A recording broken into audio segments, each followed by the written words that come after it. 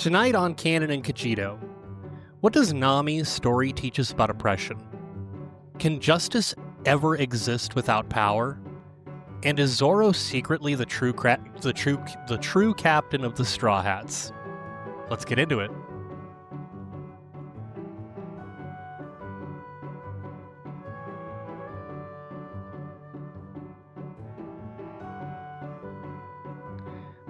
Welcome to Canon and Cogito. I think, therefore fandom. I'm Josh, and tonight we're setting sails into the world of One Piece, where dreams, justice, and family collide on the high seas. And my guest tonight is Dankster, someone I've gotten to know through Twitch, and we've quickly become good friends. Tonight, we're diving deep into One Piece together, pulling apart what makes the series hit so hard. Dankster, go ahead and introduce yourself, tell listeners a little bit about your connection to One Piece, and maybe who your favorite Straw Hat is. Hi, I am Dankster, twitch.tv/American Dankster 92, although I haven't streamed in a minute.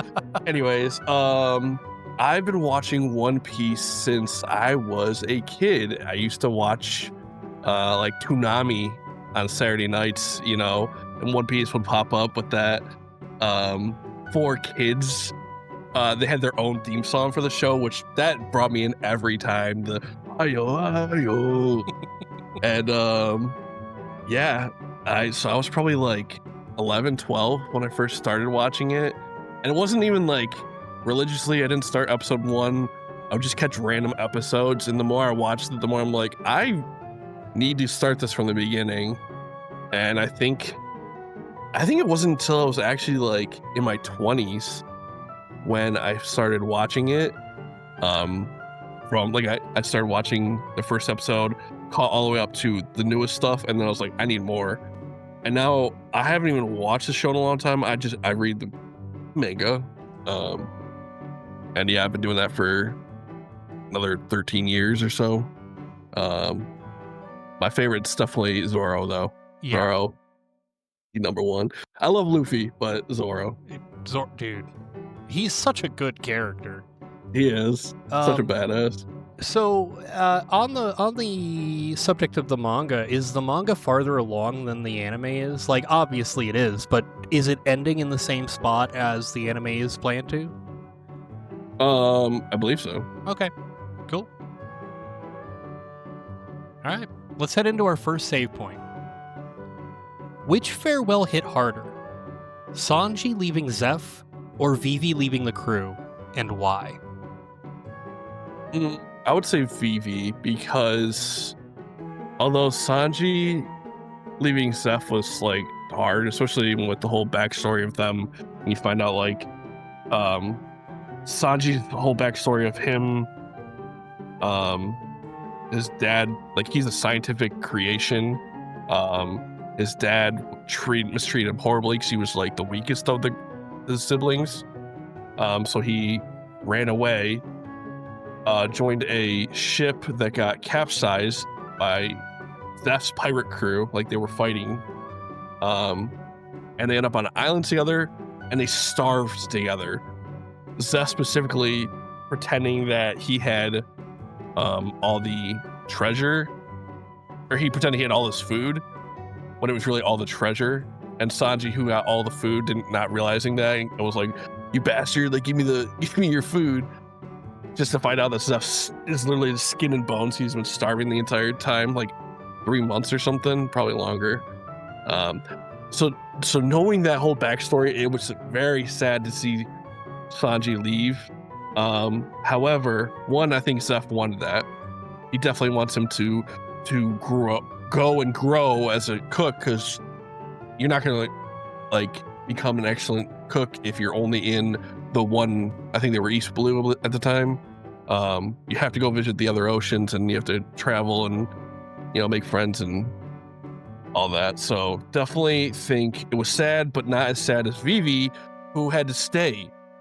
Like, she is definitely considered one of the most like well accepted unofficial Straw Hats. Just considering how much they went through, how their arc is probably one of the biggest early on, in the sense that Crocodile was a warlord, and defeating them and saving their kingdom Like, it's one thing, I think, saving like an island, like with Nami, but like saving an entire kingdom that was corrupt. It was probably like one of the biggest feats Luffy had done at that point. And for Vivi having to turn down traveling with them because she needed to make sure her kingdom was ruled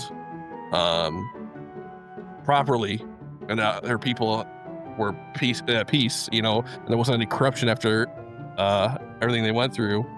I respect that so much, and I think that's why it's so hard. I'm not gonna lie, I cried during both these farewells. Like, Sanji leaving Zeph had me in physical tears. Vivi leaving the crew had me like bawling. It was such a hard-hitting part of the story. Well, and Crocodile's devil fruit power is awesome. Yes, it is so freaking cool. Mm-hmm.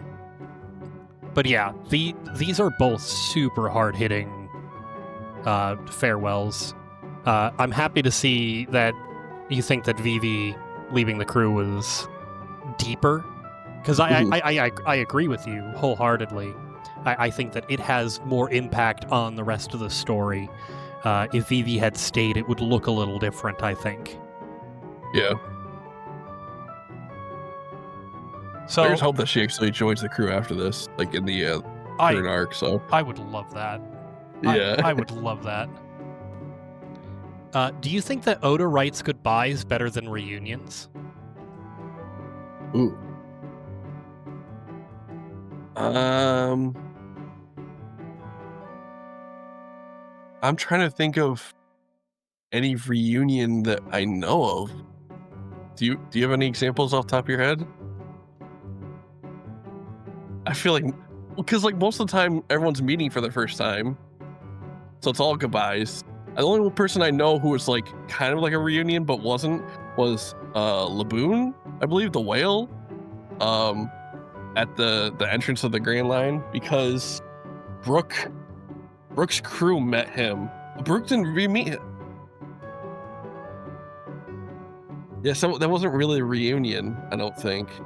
There's not too many reunions because everyone meets for the first time and it's all new. Either stays or goes. Yeah.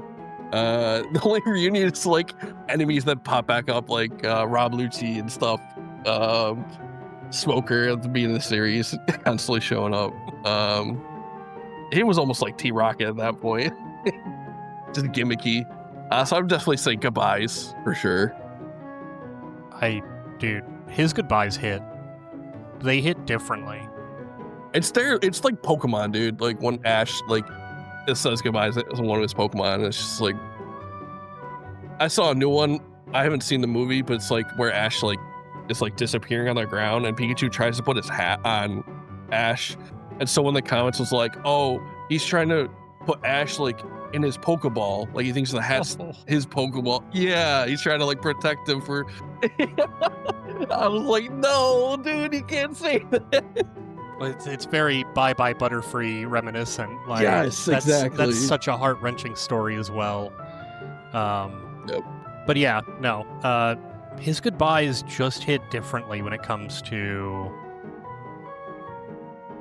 pretty much any other anime I can think of. There isn't as many goodbyes throughout any other anime. Generally, you find a character, they stick around until either the end or they die.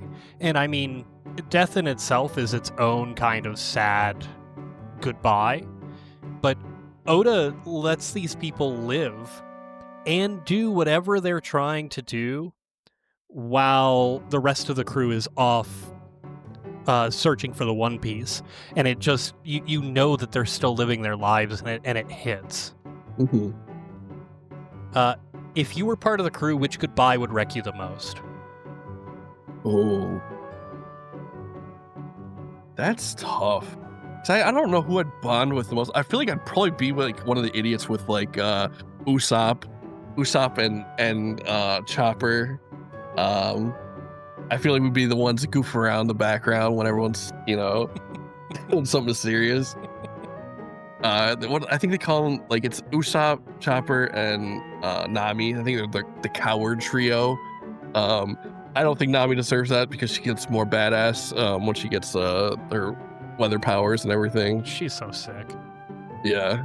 But Usopp, he had his moment as Godsop. That was really cool. And Chopper's had some good moments too. But yeah, I don't think I could be like in the thick of, obviously, like as a normal human, I can't be like in the thick of it. Like Frankie's literally a cyborg. You know, Robin's got her devil fruit. Sanji's a literally robotic human. Zoro's just on another level. He's like a demigod at this point. Like, I don't know how he humanly possibly can be as good and strong as he is. And then Luffy's devil fruit. Jinbei, Fishman, Karate King. Yeah, no, I'd probably just be with Usopp. I'm maybe more of a coward than Usopp. Hide behind him.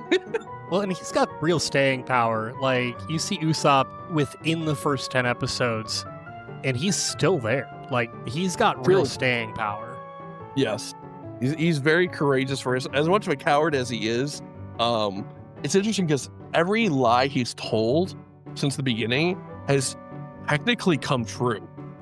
If you follow along the story, which is crazy because he said like he's going to become a captain and he's going to like lead the giants, which is kind of where the new arc is leading to, or everyone's like speculating. So it's like, holy crap, like to go from his story where he was just a liar, you know, making up these stories in his hometown to impress a girl, to actually doing these things is mad props to him. Don't get me wrong, but he's still the weakest of the Straw Hats. All right. We're going to move into Thought Save. If you remember, Thought Save is a 2-minute timer. I'm going to give you a hard take. You're going to choose to whether defend it or rebut it, and then you'll have 2 minutes to do so. Okay? Yep. So today's Thought Save.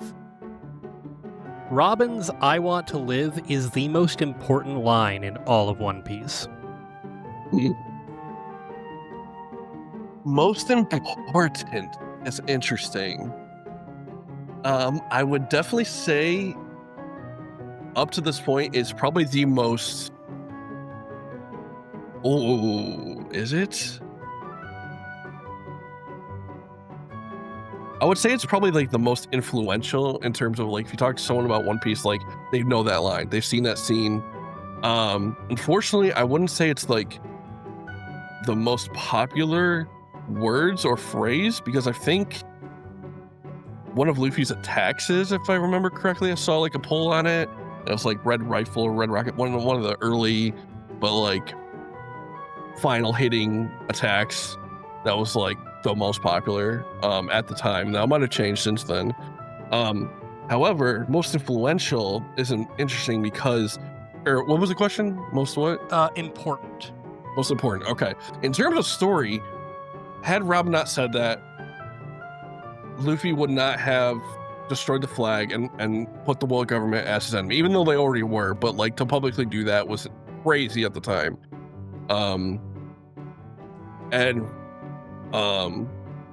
Robin might not have been able to go back with him. And if Robin's not there, because Robin is the only one who can read the poneglyphs, and if she can't read them, I don't think they have anyone that can. So then Luffy, in the end, will not be able to get to Laugh Tale, which is where One Piece is. So, yeah, no, that's extremely important, like, and very integral to the story. Yeah, without a doubt, absolutely necessary. Not even including her own like need to live is how like amazing, but you know, just story wise. Excellent. You ended up with time to spare. Would it hit the same if another Straw Hat said it instead of Robin? No. Solely because she literally comes from an island that was obliterated.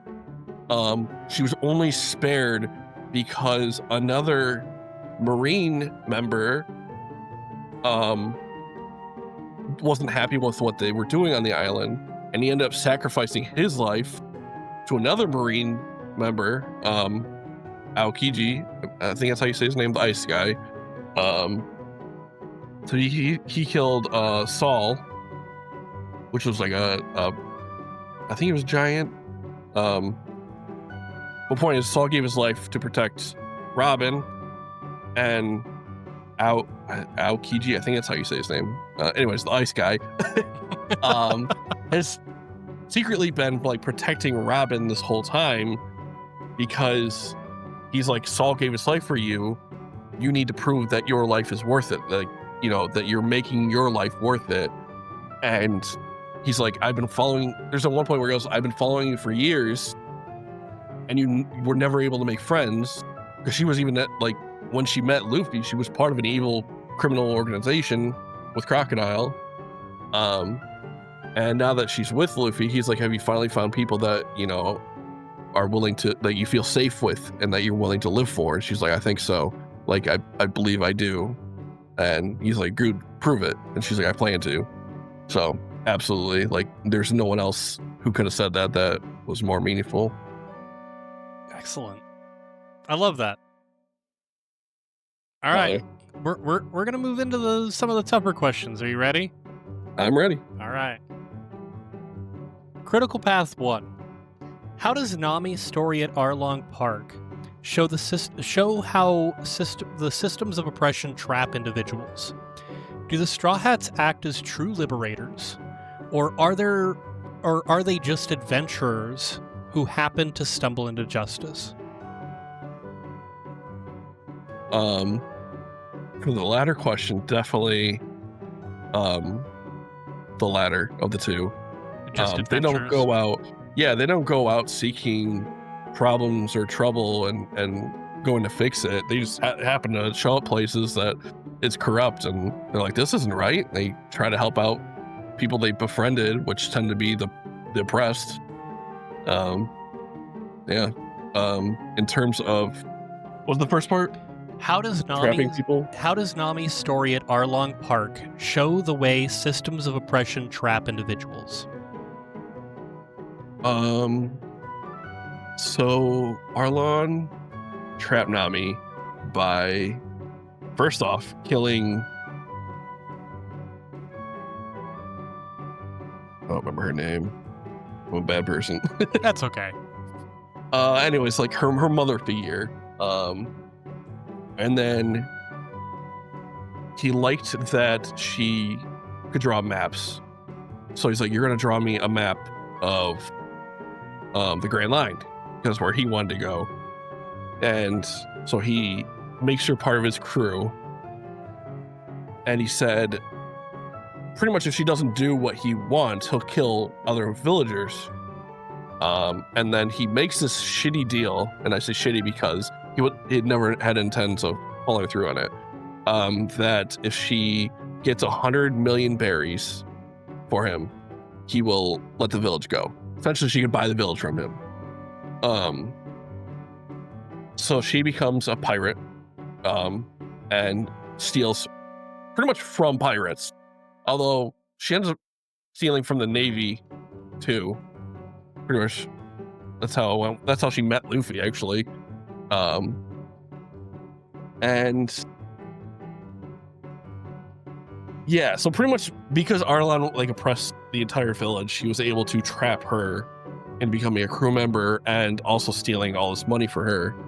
And there was nothing she could do, because one, she's a child, and two, even if she wasn't, like the rest of the villagers who were also trapped, there's nothing they could do. They just kind of like dealt with it, you know. They just was like, okay, as long as no one's dying, they didn't care, you know. They dealt with the oppression, which sucks. And I don't blame Nami for trying to get the money, thinking that he would keep his word. And I respect that she tried to only steal from pirates. And I think the Navy that at least we know that she stole from was also corrupt, so it was also okay. So in the end, she didn't really do anything wrong per se. I still think she's definitely a good person in the end. Like, she did it for the right reasons. And that's really all you can hope for in that situation, you know? Yeah, I absolutely 100% agree with you. I don't think Nami is in the wrong at all when it comes to the mode that she was able to steal berries from. Because, honestly, pirates are going to have treasure almost always, and you're going to be able to find a large sum of money with them. For those unfamiliar with One Piece, berries are the currency that they use in One Piece. They're not like blackberries that you can pick from a tree. So 1 million blackberries. Yeah. So, what does Nami's struggle say about how oppression can break people? Oh, okay. So, I think specifically you're talking about the scene where she starts stabbing herself. Great Not scene, just by anywhere. the way. Great Amazing scene, by the way. Yes. It's right after she finds out that she got him the 100 million, which he then just takes and he goes, haha, joke's on you, I'm gonna release him anyways. And so now she's like at the end of her rope, like because she thought she did it. She thought she freed everyone, despite, you know, how many years it took getting all this money. Thought it was all worth it in the end. And because the whole town hated her too, by the way, I forgot to mention that. Whole town thought she like turned on them and became a pirate. You know, it was one of this crew. Despite all of them like being, that's a racist, I won't say that. In terms of like them all being fishermen and she's the only human. I should clarify. No, I want to say racist and not racist in terms of One Piece terms. Yeah, so she's at the end of her rope and like, I don't know what to do anymore. Like, I just did this. Now I know that it's hopeless. Like, he's never gonna let the island go. And she starts stabbing her mark. Arlon tattooed her arm. She starts stabbing it, trying to like cut it off essentially. Because she hates everything about him and doesn't even want that on her. Wants to completely shred any significance or importance of him off of her. And that's the part where Luffy goes like, just say it. Say what you want. And she's like, I need your help. And that's all he needed to hear. He puts his hat on her and tells his boys, like, let's go. And they go into town. They're all waiting too. They're all badasses posted up, just like waiting for Luffy. Yeah. Well, and it's like at that point, it's just Usopp, Sanji, and Zoro along with Luffy. Right. So, at the point of the story, it's literally just 3 humans and Luffy with the devil fruit. Like, so they're not even like powered up or anything. Like, they're just 3 dudes and their captain be like, "Let's go." That fight, by the way, is probably, of what I've seen of it, probably one of my favorite parts. Like, there's so much good things. This is the first time we really see Luffy in extreme danger of drowning. Yes. Like, there's so much good going on during that fight. And I think it speaks volume that they're willing to go out on a limb for somebody who robbed them. Not 10 episodes, not 20 episodes prior, stole the Going Merry and sailed away. Yeah. So it speaks volumes. Yeah. Does liberation always require violence, or can mercy and compassion break chains too?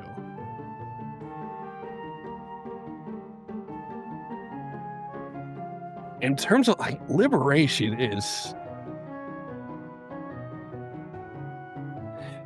I feel like liberation is such a intense and deep rooted word. Like, you're not just like liberating one person, right? It usually involves like a whole kingdom, a city, the whole, nation of people. So usually on that big of a scale, peace isn't really an option. And to bring it to real world examples, Nepal, what just happened there, and them using the Straw Hat flag, that was as so the symbol of freaking cool, liberation. by the way. Yeah. Like I'm going through One Piece at the time that's happening, and then this happens in Nepal, and I'm like, holy shit! Like Yeah. it has such a huge impact on real world things. This It really does. this anime has touched so many people in a real way. And the drums of liberation, as they say. So yeah, like, no, I don't think it can be done peacefully, at least not that on that big of a scale, where a whole kingdom has usually been corrupted and needs to be righted, we'll say. I like that. I mean, I tend to agree with you. I think liberation in and of itself is a violent cause, or it's a violent endpoint with a violent cause 90% of the time. People fight for their liberation over tens or 20s or hundreds sometimes of years, where we see warfare and bloodshed on both sides that seems to be never ending. So I agree with you. I think liberation in and of itself is a violent mode. I like to believe it always starts out peacefully, but violence is unfortunately the only way it prevails. Agreed. All right. So usually this is the part where I let you give your own hot take about One Piece. Knowing that I don't have an extensive knowledge on One Piece, please go easy on me. Okay.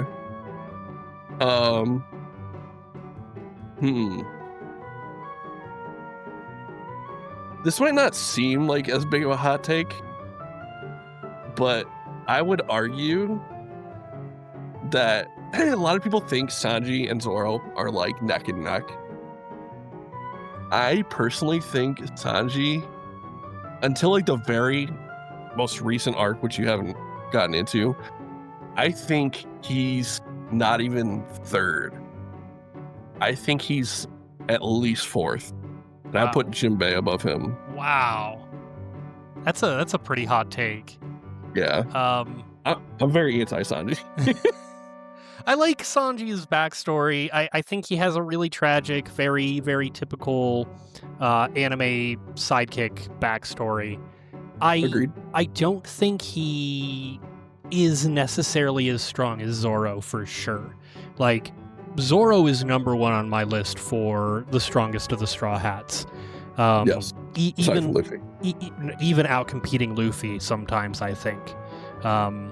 Just because of this place where he came from, this really dark, dismal place where he competed to be better than the one girl in the dojo. And then she dies before he has an opportunity. Spoiler alert, sorry guys. And then she dies before he has an opportunity to become better than her. I think that has created something within Zoro that makes him just so powerful. For sure. It provides the fact that he's got no powers, he's just a human, is what blows my mind every time I think about Zoro. So you're not wrong at all. But he fights during the restaurant arc, he fights the guy from the Mihawk? Grand Line. Yes. Mihawk? Yeah. Yes. Hawkeye Mihawk. And I think that in and of itself, it's before we really get into, like, what Zoro can do. And he's still very competitive against this guy who sinks ships with a sword. Like, I think Zoro might be the most powerful of the Straw Hats in and of itself. I do think Sanji probably drops below Jinbei in that as well. Yeah, I think I appreciate you taking it easy on me. So besides your hatred for Sanji, what makes you come up with this take? It's okay. I won't say it's a hatred for Sanji. However, I am sick of the gimmick of him swooning over girls nonstop. Like I was okay with it pre-time skip. Like that was his thing. A lot of us hoped post-time skip he would have matured a little bit. No, it's actually gotten worse, and to the point where people think like the animators actually hate him because how much they accentuate it more than the manga, which is part of why I don't like watching the anime, because I don't want to see that. I can't stand it. But aside from that,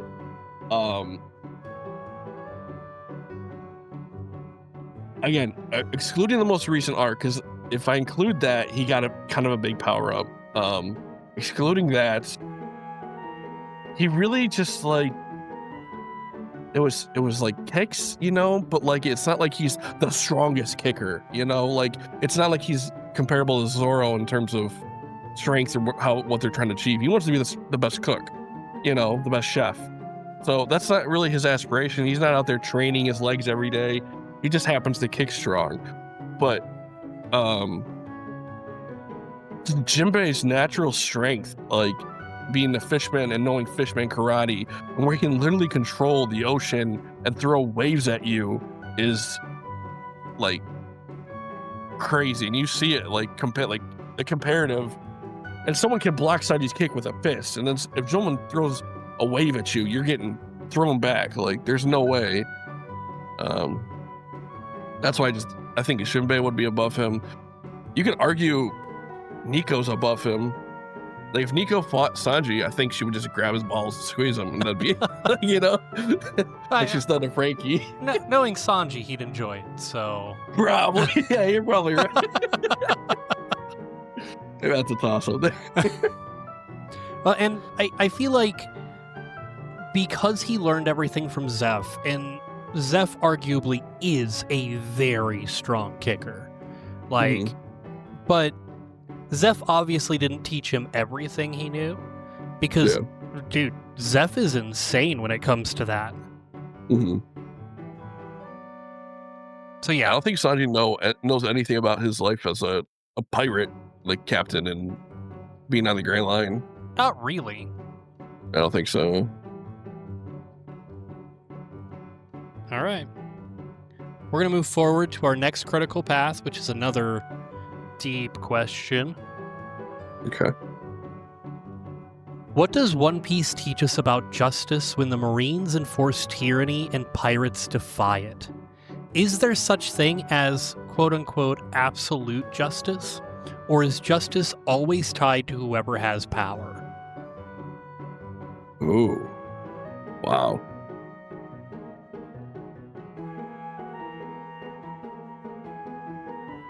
Can you repeat that for me? Sure. What does One Piece teach us about justice when the Marines enforce tyranny and pirates defy it? Is there such thing as absolute justice, or is justice always tied to whoever has power? So, knowing the Marines enforce justice, or whatever they want to call it, because I feel bad for like a lot of the low man Marines, because they're just following orders, you know? They don't know what's going on. They don't, whatever. Like Kobe, followed Kobe from the very beginning, and he says he just wants to, you know, to make the world right and lock up criminals, you know, very, very kind of like black and white type kid, very, you know, big dreams in his eyes. And then you see him after his glow up, and he's starting to realize, I think, that, especially meeting Luffy, because his idea of pirates are all bad. And then you meet Luffy, and it's like, this is like, aside from being a prisoner on what's her face's ship, I don't remember her name. His whole experience. The very beginning one. Yeah, I don't remember her name either. She's irrelevant. His whole view of like the world was pretty much skewed from that point. Just like he was scared. Pirates are bad. They mistreat, anyone they don't like. And him still wanting to be a part of the Navy is interesting because I think it was mainly just like pirates are bad. They need to be locked up. I want to help lock them up. Then he meets Luffy, and it's like, wait, they're not all bad. Like, there might be more pirates like this. I don't know. I don't know them. And you can't just like put this title on people and make them all like make a generic statement that all pirates are bad. It's like, you don't know that. And it depends on the person. And as he goes through the Marines, you can kind of see that he feels that way, and especially under the mentorship of Garp, because Garp's the epitome of, I'm a Marine, I do what's right, yet my whole family chose to be pirates and are criminals. What does it say about it though? Is like, it shows that you don't know right from wrong, and the government doesn't get to decide that. What they say is not always the right thing. And I think that goes for the real world too. What the government says is not always 100% the right thing, and you need to have your own opinions when you have the facts. And the second part of the question was, is there is there such a thing as absolute justice, or is justice always tied to whoever has power?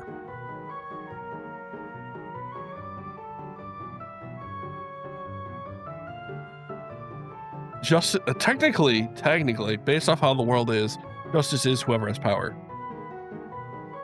That's just how it is. Like, that's why the world government gets to say who's good, who's bad. There's a bounty on Luffy's head, even though he's done nothing but good things, because they say so, because they have the power to do so.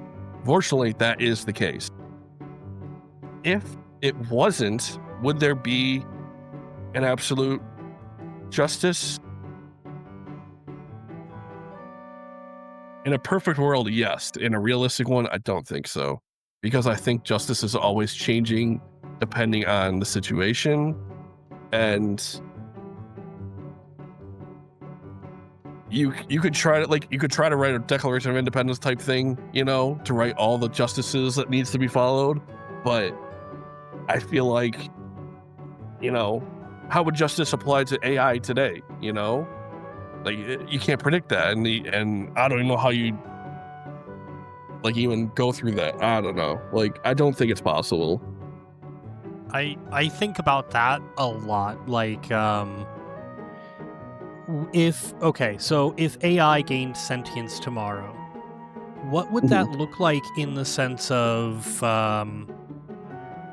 what rights do they get? What is justice for them? Are they just going to be slaves? Do we even consider them slaves? Because technically they're not alive, but they have thoughts. I think about that. That's my Roman Empire. I think about that probably 5 times a day. Yeah. It's such an important part of our history, and knowing our history, no, we're not going to give them rights immediately when they become sentient. We're going to use them as slaves. We're going to treat them like shit, and it's going to require some kind of mass event to change people's minds about that. But probably with casualties.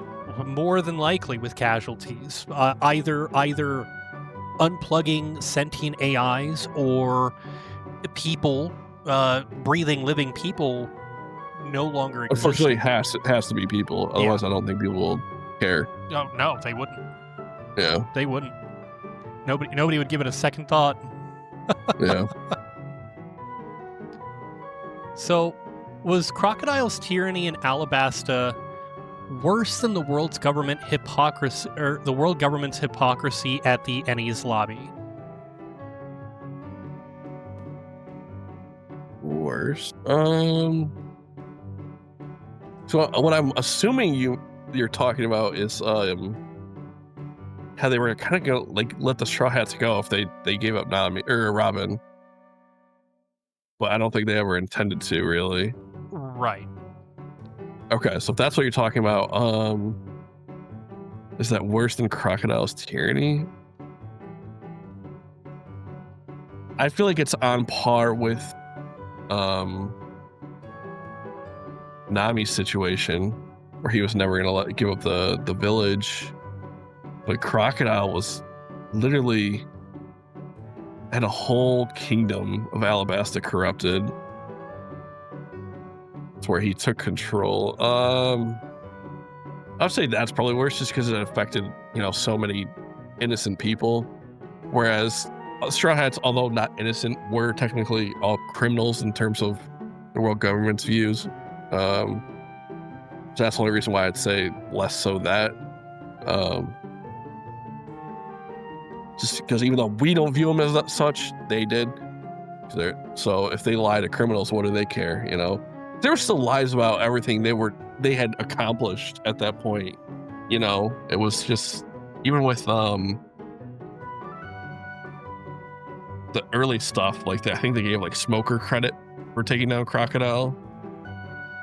So he doesn't even get credit for that. It was just all the bad stuff was on him. All the good stuff got put on some Navy guy. Yeah, I don't know. I do think that this is a tough one because they're hard to compare. When we're looking at the world government, and I mean, they make the rules, they get to make the decisions over anything that happened in the Kingdom of Alabasta. Like, I think they're difficult because it's a global scale versus a nationwide scale. I don't know. This is a harder question. I will admit that.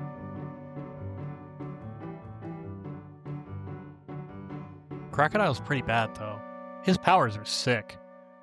Doflamingo is worse, in my opinion. Yeah. And he was pretty much doing the same thing, where he had control of that whole kingdom and literally was going to destroy it as he was going to kill Luffy with his birdcage. That's crazy. He didn't care at all. Yeah, like Crocodile was like, I'll just beat you myself, 1v1. So Doflamingo was like, I'm going to take you and everybody with me. Like, that's crazy. So are the Straw Hats true heroes, or are they just criminals who happen to fight villains that are worse than them? Oh, they're true heroes. True heroes? Yeah, absolutely. They haven't really done anything wrong to be considered criminals. So just the world government doesn't like them because they're pirates. Yeah, pirates are bad, man. I don't know. I don't know where you've been. Pirates are bad. Mm-hmm. Especially the Straw Hat ones. Especially the Straw Hat ones. Shame on them. So, Canon Court. Yes. Tonight's case, Zoro's nothing happened means he, not Luffy, is the true captain of the Straw Hats. Oh, no. No. I think it shows he's the true right-hand man of the Straw Hats. For sure.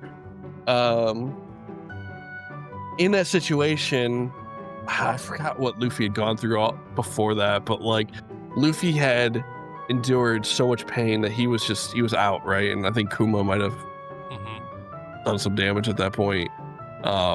Zoro, fortunately, was still up on his feet, and goes, "Do not take his hat. If you need a hat, take mine." And he's like, "If you're willing to prove that for your captain, then show me."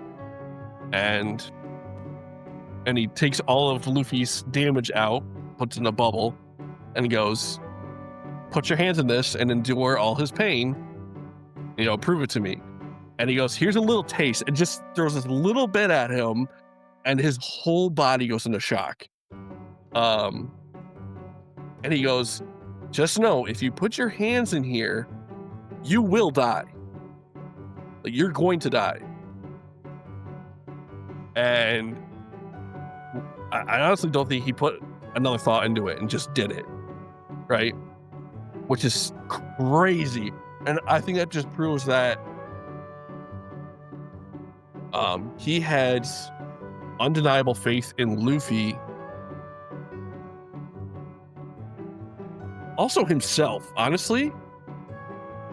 Because I don't think he thought he was going to die. I don't think he wants to be the world's greatest swordsman, right? I don't think he thought that his dream was going to end right there. I think he thought, I can take it. Which is so badass. And the fact that he was told he's going to die, did it anyways, and lives. And then when he's discovered, is just covered in blood. Not just him, the entire surrounding area is covered in blood. Sanji sees it. I think his cigarette like drops from his mouth. It's just like, what happened? And he goes, nothing happened. I think once he said nothing happened here, what's the phrase? It is nothing happened is what he says. Nothing happened. Okay. Yep. Yeah. So, insanely badass. If he was the captain, I think he would have just let Luffy die. If he was, because it's kind of like Backstab pirate hunter type thing. But no, I think it just proves that he had full faith in Luffy. So he's like, don't take him, take me. So Luffy's going to be king of the pirates. And he's like, I think I'm going to die anyways. He's just that badass. So digging a little bit more into that, can loyalty itself be a form of leadership? Yes, absolutely. In the parts where Usopp left the crew, and I don't remember that entire story, but there's a part where Usopp leaves the crew because he's like, he just wasn't happy there. He's like constantly made fun of and didn't value him or something. And everyone wanted him, like no one wanted him to leave, right? But when he wanted to rejoin the crew, he thought he could just come back. And Zoro was like, no. Like, you can't just be coming and going as you please. Like, you need to, one, apologize, especially to Luffy, and two, like, this is it. Like, if you come back, like, there's no leaving again. And there's a part where, like, you see Nami and everyone being like, yo, you're being unreasonable. He's like, no. Like, he is the captain. And you don't disrespect him. This is our crew. If you start disrespecting him, there's going to be no, like, leadership, no respect. And we will not operate as a pirate crew. Especially because, like, Luffy's kind of an idiot, so it's kind of hard to respect him at times. He's over there picking his nose and stuff, and it's just like, that's our leader. But if you don't respect him as your leader, it's like your crew's gonna fall apart, as shown by the Rocks Pirates later on. Loyalty. If he was not the right-hand man, I definitely think the crew probably would have fell apart early on, for sure. Long before we got here. Yes, like absolutely. Long before we got here. Mm-hmm. So does captaincy require something that Zoro doesn't have? No, I think Zoro could absolutely be a captain. However, in this case, especially when, like, it depends on what your goals are, I guess, right? Because Luffy wants to be king of the pirates. So in order to do that, you need, like, I don't think Zoro could do that. So Luffy has the ability to do it, not only because of, like, he has certain types of haki. He has, like, Conqueror's haki, but also, like, there's a main one I'm forgetting. It's like, maybe it is Conqueror's haki. Anyways, there's something that's like only like a handful of people in the world have that Luffy also happens to have. I don't believe Zoro has it. He has some haki, but does not have that one. But no, like, if he wanted to be the strongest swordsman, like, even Mihawk, who is the strongest swordsman, is not part of any pirate crew at the time. He is now, and he's just kind of like second or third in command. But like if he wanted his own crew, he could absolutely have one.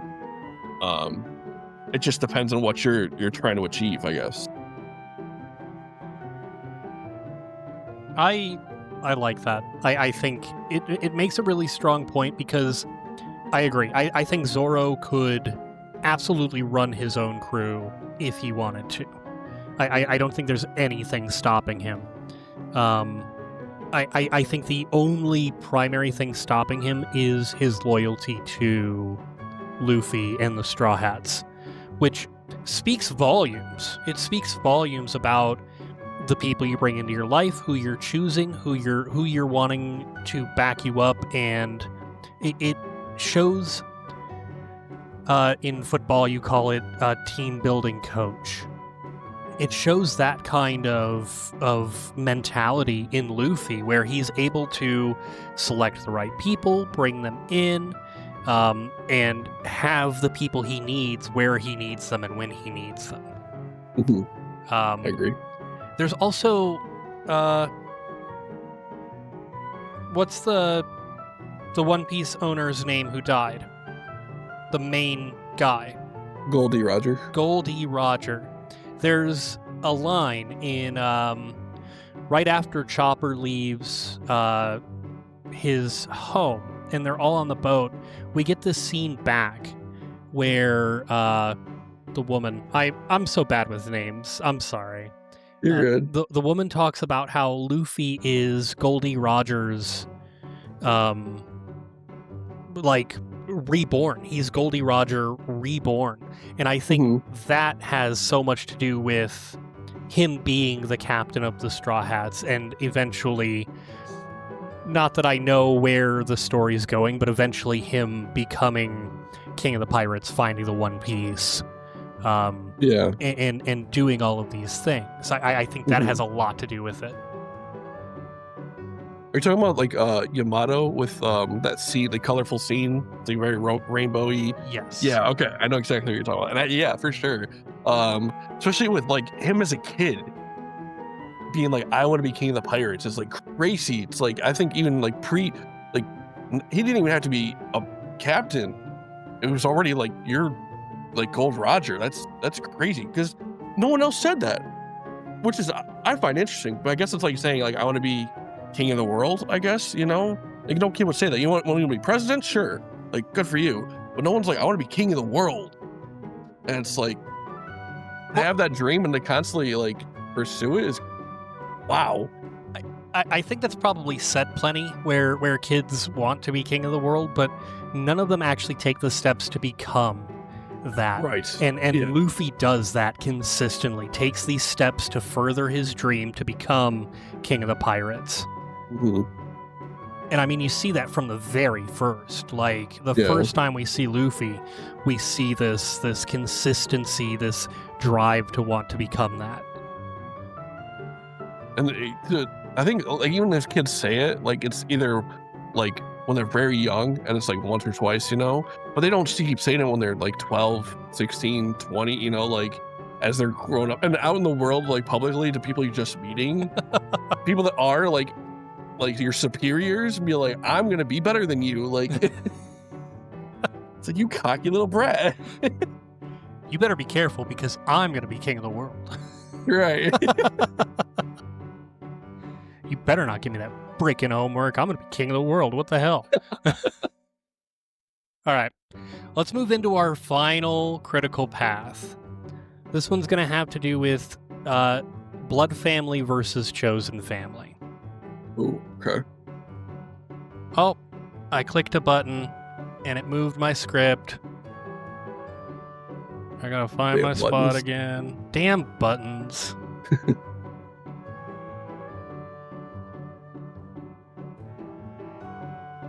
Oh, I guess it did both. The Straw Hats prove family is chosen, not inherited. But is loyalty to a crew stronger than the loyalty to blood, nation, or law? Ooh.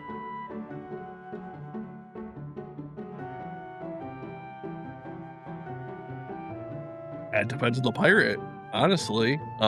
There's many examples of pirate crews where the crew, like, again, current arc, so this is beyond your thing, but there's literally a pirate crew around the time Goldie Rogers was sailing that has been wiped from history, called the Rocks crew, and they're literally made up of, it's kind of like Blackbeard's crew, right? Blackbeard, it's the same as Blackbeard's crew. I'll do that. Blackbeard's crew is literally a bunch of criminals, right? Where they're only following Blackbeard because, one, probably similar goals, or that they can use Blackbeard to achieve their goal, and two, Blackbeard's stronger than the rest of them, right? If Blackbeard were to fall, that crew would immediately go and like break apart, chaos with each other, fight each other. I don't know, but it would not be a crew anymore. There would not be one person to stand up and take the reins. They all don't like each other. Blackbeard's the only reason they're together. That being said, even when he was on the Whitebeard pirates, Blackbeard that is, it's believed that had he never found his devil fruit, someone else found it on the ship, to which he murders them and takes it, and then flees. So he murdered his own brother, essentially, his pirate crew brother, and runs away. Had that guy not found that devil fruit, it's believed that he would have been happy living out his days as a member of the Whitebeard Pirates until it ended. However, that fruit got found, which is the one he was looking for, so he murders him and takes it and leaves. So it really shows that, like, just being part of a crew doesn't mean, you know, you have to like love or respect these other members. Clearly you can just kill them if that's the kind of pirate you are. Obviously none of the Straw Hats. Luffy has a really good like moral compass and is able to read people very well. He has not invited anyone to his crew that has ended up being a bad person. So he clearly can tell who's good, who's bad, and I don't think anyone in the Straw Hats would backstab. There was a time many years ago, there was a lot of theories being like, someone on the Straw Hats is backstabbing. They're giving the world government information, yada yada. I saw one recently about how there's currently a Straw Hat member that's only been sabotaging the crew, and the TLDR of the video was it's Chopper because he heals the enemy. Like, what? Exactly. And it's like, he's a doctor, so what do you expect him to do? All doctors are supposed to help anyone. It doesn't matter if they're good or bad. I forgot what the original question was. No, you're okay. Kind of ranted. That's perfectly fine. Is loyalty to a crew stronger than loyalty to blood, nation, or law? In terms of that, yes. Short answer is just yes, because your crew is like,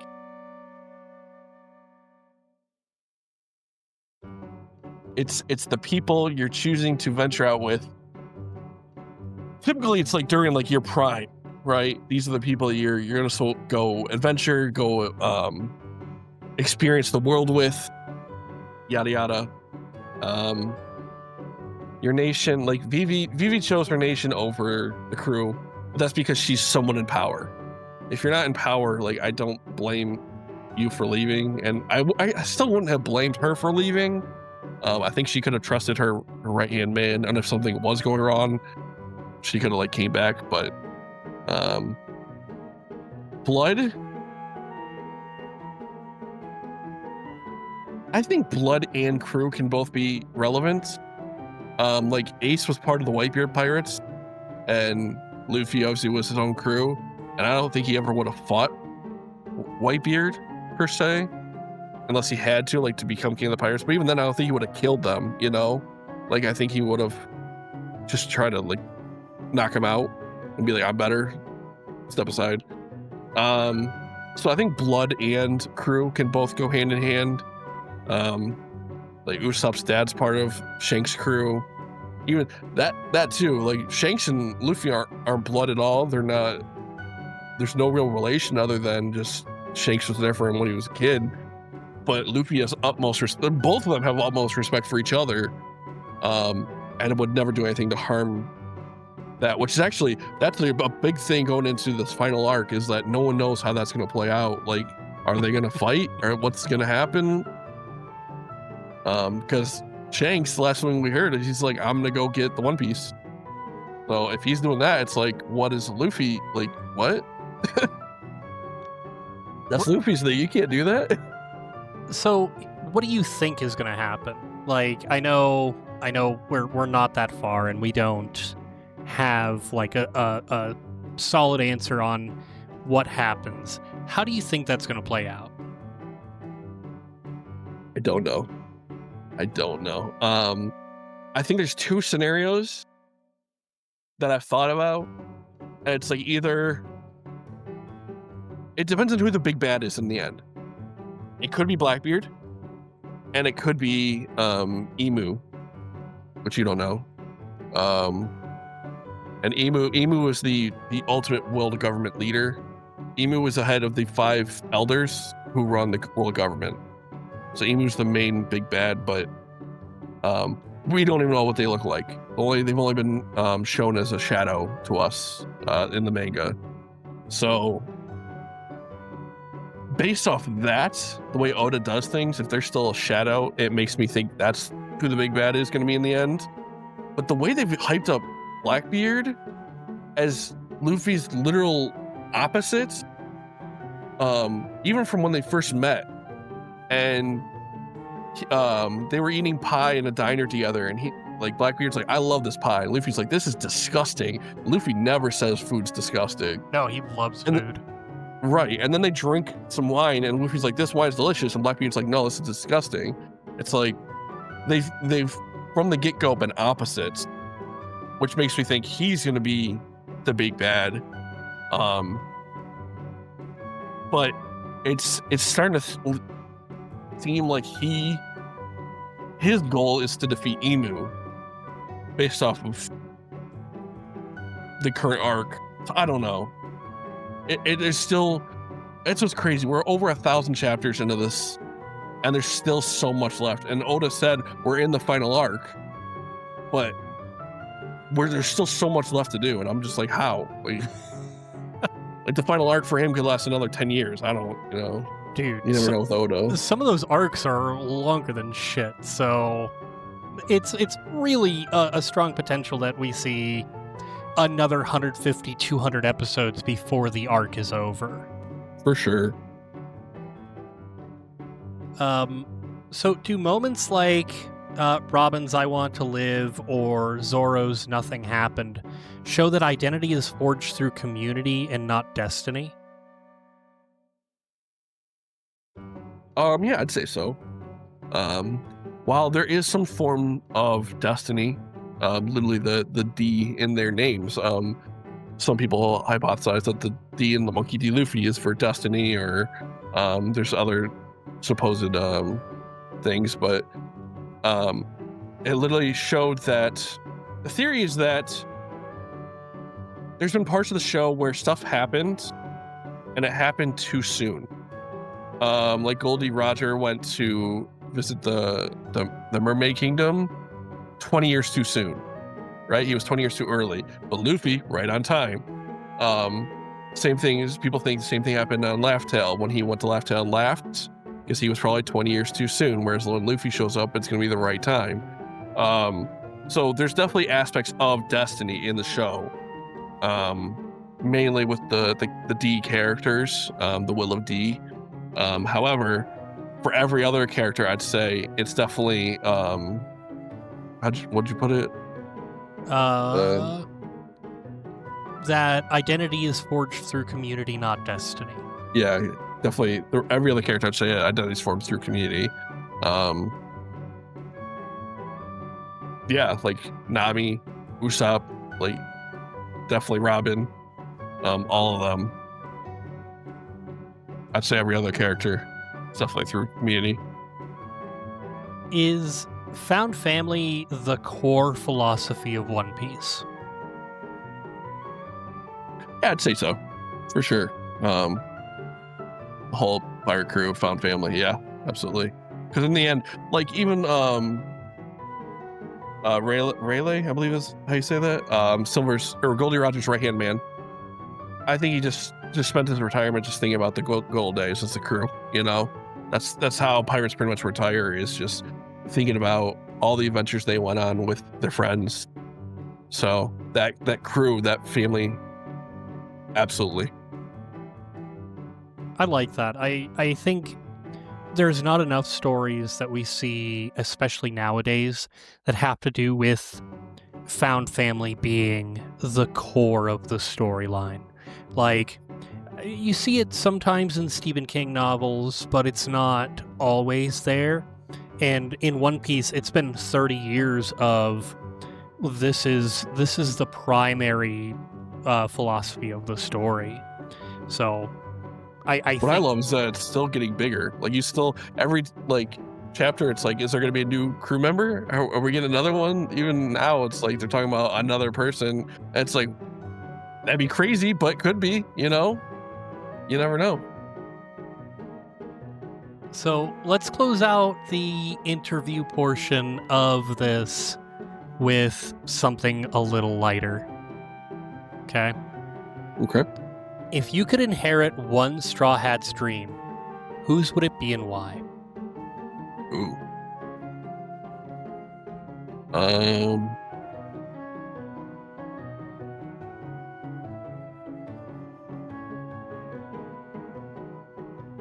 Probably Sanji. I think being the best cook in the world would be really cool. Not just for like yourself, because like you'd eat all these wonderful foods, new foods, but to be able to cook anything in the world, any point, you know, there's nothing new that you haven't tried, and just obviously food just brings happiness to people. You get to spread that to other people. Yeah, probably the most like wholesome. Well, and I mean, Sanji definitely has like this secondary dream of finding the all blue, but it's based in this, I want to find the all blue because there's a ton of tasty fish there that I can cook up. So, but yeah, that's really cool. I think that that's a really noble dream. I think that it shows an inherent want to not only feed your found family, but feed people in general, cure hunger, if you will. Mm-hmm. I think it's a really noble dream for him to have, and I think it's a really noble dream for you to decide on, considering there are so many like dreams that involve having the power to help the world, prevent things from going bad. I think it's a really noble dream to be able to say, you know what, I just want to help out with the hunger aspect. Honestly, I think feeding, if there was no hungry people in the world, everyone was like well fed, I think it would change the world itself. So Agreed. So would you actually chase the dream or just carry it as an inspiration, kind of like we see Sanji do? chase the dream or carries an inspiration? Probably carries an inspiration. I don't have too much aspiration to actually cook. And travel. Yeah, no, I'm with you. I don't like cars enough to want to get into one, and I hate open water, so I don't like boats enough to want to get into one. Or fish enough. Yeah, oh god, I don't eat fish at all. Do dreams die with the people who have them, or do they live on through others? They live on through others, for sure. And that's also up to them. Like, even like parents who like, oh, I didn't make it to the NFL, and they want their kids to try and do it. Like, if you don't want to, you don't have to, obviously. But definitely, if you want to, like, that's very admirable of you. Admirable. Geez. Very admiral, very captain of you.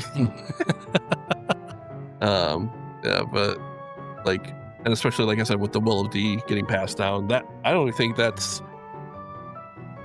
You could argue that was against Luffy's will per se. You could say like it was predetermined he was going to be like this, and even if he didn't want to, you know. All right. Well, that concludes our interview style. I'm gonna throw on a poll. You don't have to vote in the poll. I'm gonna give you an opportunity to answer. I'm gonna give you all of the options. So, the poll is: who is the one true Straw Hat? Oh, Ooh. and the options are obviously Luffy, the Dreams King, Zoro with an unbroken will, Nami as the compass of the crew, or Robin as the soul of the story.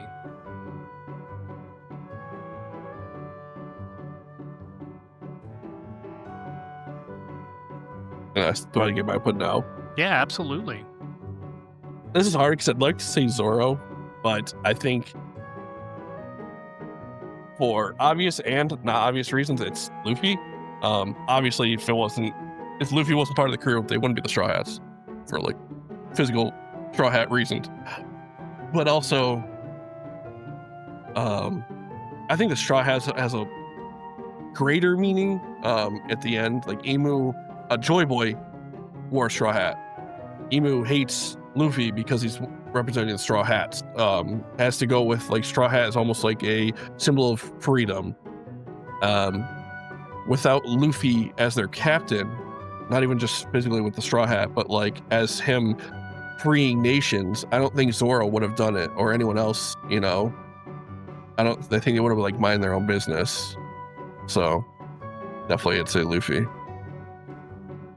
Right now it's looking like audience participation is rather low, but they are agreeing with you on Luffy being the true Straw Hat.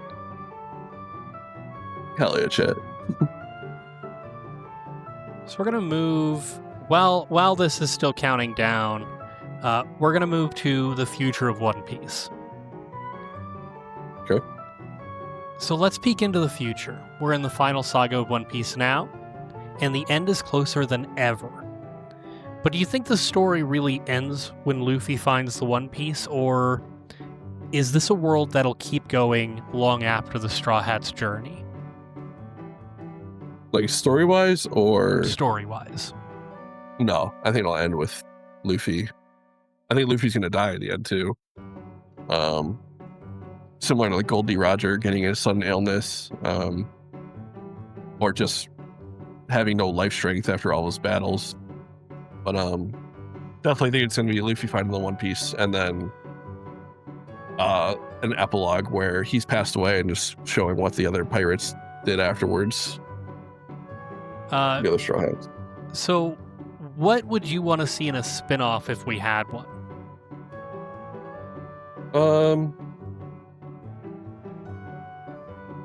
Good question. The two-piece.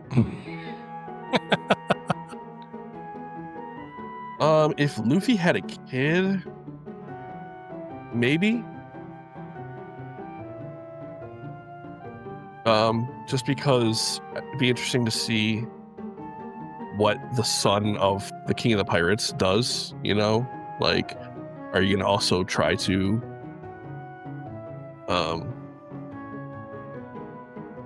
take up your father's mantle, I guess, but probably not. I think it's too soon. I think it'd have to be like 100 later when corruption started taking over again.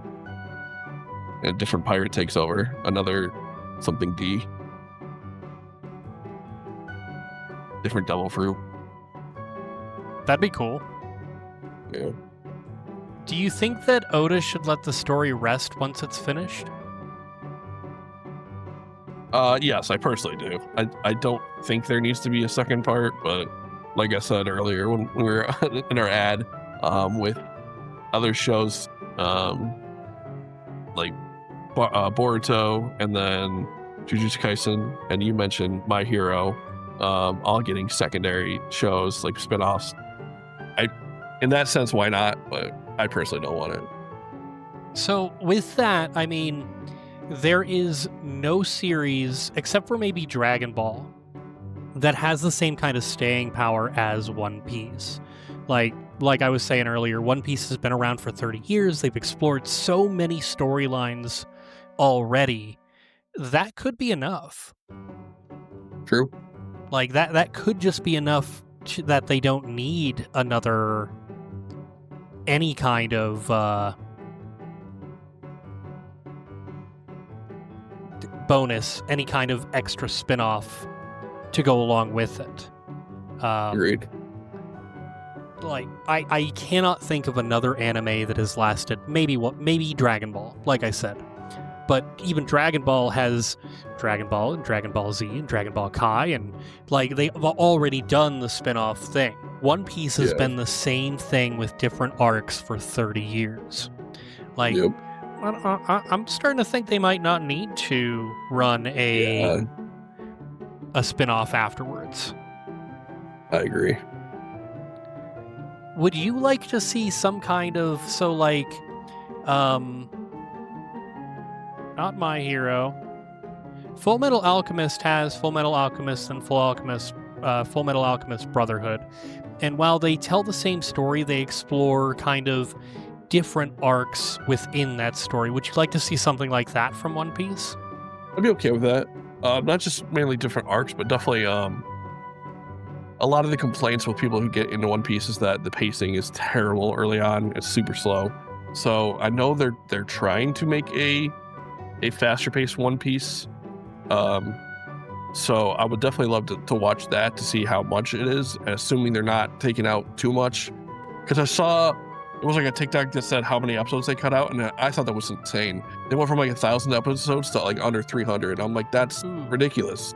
How are you going to keep all those incremental parts of the show in under 300 episodes? That doesn't make sense to me. So definitely down for faster or even alternate arcs, but as long as it's not like cutting out too much.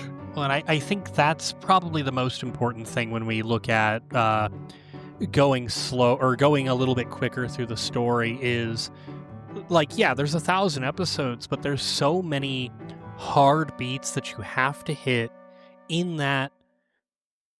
It'd be hard to tear out 800 episodes. I think that's way too many.